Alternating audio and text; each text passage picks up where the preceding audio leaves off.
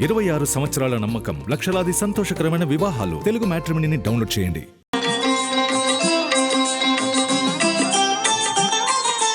నమస్కారం. శ్రీ మహాలక్ష్మీదేవికి గురువారం అంటే ఎంతో ప్రీతిపాత్రం. అందుకే గురువారాన్ని లక్ష్మీవారం అనే పేరుతో పిలుస్తారు. అయితే శ్రావణ మాసం లక్ష్మీదేవికి చాలా ప్రీతికరమైన మాసం కాబట్టి శ్రావణ మాసంలో వచ్చే గురువారం సందర్భంగా శ్రీ మహాలక్ష్మీదేవిని పూజించే వాళ్ళు పద్మపుష్పాలతో లక్ష్మీదేవిని పూజించినట్లయితే లక్ష్మీ కటాక్షానికి చాలా సులభంగా పాత్రలు కావచ్చు. లక్ష్మీదేవికి మారేడు దళాలంటే కూడా ఎంతో ప్రీతిపాత్రం.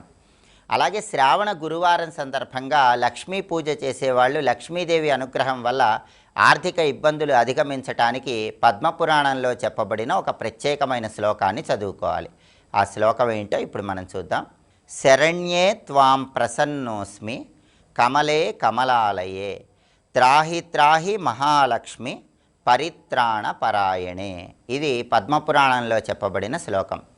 శ్రీ మహాలక్ష్మీదేవికి మారేడు దళాలన్నా పద్మపుష్పాలన్నా ఎంతో ప్రీతిపాత్రం కాబట్టి లక్ష్మీ పూజ చేసేటప్పుడు, అందులోనూ ప్రత్యేకంగా పద్మపుష్పాలతో లక్ష్మీదేవిని పూజించేటప్పుడు ఈ మంత్రాన్ని పఠించినట్లయితే లక్ష్మీ కటాక్షం వల్ల ఆర్థిక ఇబ్బందుల నుంచి సులభంగా బయటపడవచ్చు, ఆదాయ మార్గాలు పెంపొందింపజేసుకోవచ్చు, వృధా ఖర్చుల తీవ్రతను తగ్గింపజేసుకోవచ్చు. అంతటి శక్తి ఈ మంత్రానికి ఉంటుంది. ఈ మంత్రంలో ఉన్న అర్థాన్ని పరిశీలిస్తే శరణ్యే త్వాం ప్రసన్నోస్మి కమలే కమలాలయే అంటే ప్రసన్న వదనంతో ఉండి శరణు అన్న భక్తులను కాపాడే లక్ష్మీదేవికి నమస్కారం. కమలే కమలాలయే పద్మాలను ధరించి పద్మంలో కూర్చుని ఉన్న శ్రీ మహాలక్ష్మీదేవికి నమస్కారం. త్రాహి త్రాహి మహాలక్ష్మి. త్రాహి త్రాహి అంటే మమ్మల్ని రక్షించు తల్లి అని ప్రార్థన చేయటమే త్రాహి త్రాహి అన్న పదాల్లో ఉన్న భావం. త్రాహి త్రాహి మహాలక్ష్మి పరిత్రాణ పరాయణే.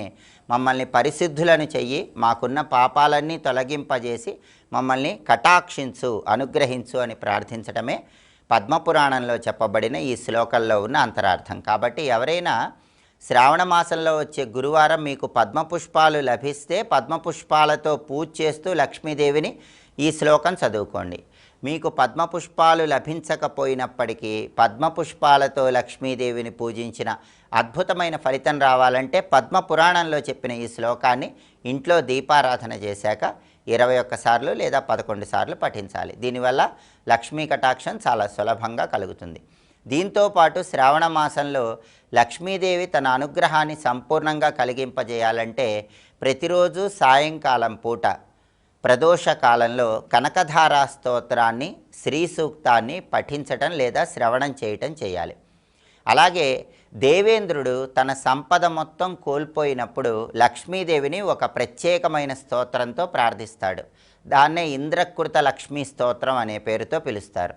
ఈ ఇంద్రకృత లక్ష్మీ స్తోత్రాన్ని శ్రావణ మాసంలో ప్రతిరోజు ప్రదోషకాలంలో పఠించినా కూడా లక్ష్మీ కటాక్షానికి సులభంగా పాత్రలు కావచ్చు. కాబట్టి శ్రావణ గురువారం సందర్భంగా సంపూర్ణంగా ఆర్థిక ఇబ్బందులు అధిగమించటానికి పద్మపురాణంలో చెప్పబడిన ఏ శ్లోకాన్ని పఠిస్తూ ఇంట్లో దీపారాధన చేయాలో ఇంకొకసారి చూద్దామా మరి. శరణ్యే త్వాం ప్రసన్నోస్మి కమలే కమలాలయే త్రాహి త్రాహి మహాలక్ష్మి పరిత్రాణ పరాయణే. శ్లోకం చదువుకోండి. లక్ష్మీ కృపకు ప్రతి ఒక్కరూ సులభంగా పాత్రలు కండి. స్వస్తి.